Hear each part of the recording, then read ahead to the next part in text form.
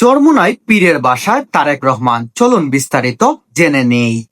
ইসলামী আন্দোলনের আমির চরমোনাই পীর মুফতি সৈয়দ রেজওয়াল করিমের সঙ্গে সৌজন্য সাক্ষাৎ করছেন বিএনপির চেয়ারপারসন তারেক রহমান।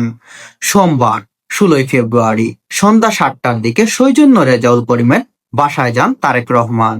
এ সময় আরো উপস্থিত ছিলেন বিএনপির মহাসচিব ফখরুল ইসলাম আলমগীর ও স্থায়ী কমিটির সদস্য নজরুল ইসলাম খান।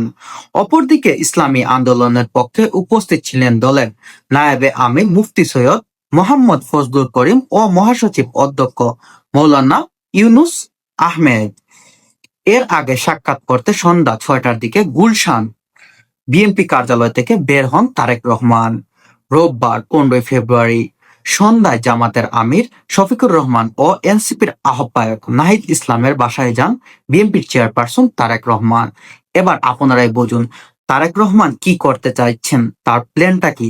অবশ্যই তারেক রহমান বাংলাদেশের জন্য অনেক অনেক উন্নতি নিয়ে আসছে, কারণ তার এই মনোভাব থেকে হয়তো অনেকেই অবাক হয়ে যাবেন কিভাবে একজন প্রধানমন্ত্রী অন্য দলের প্রধানমন্ত্রীদের বাসায় গিয়ে দেখা করছেন, তাদের সাথে ভালো সম্পর্ক রাখছেন এবং ভালো আশ্বাস দিচ্ছেন। এটাই হচ্ছে বাংলাদেশের বর্তমান চেয়ারপারসন তারেক রহমানের কাজ।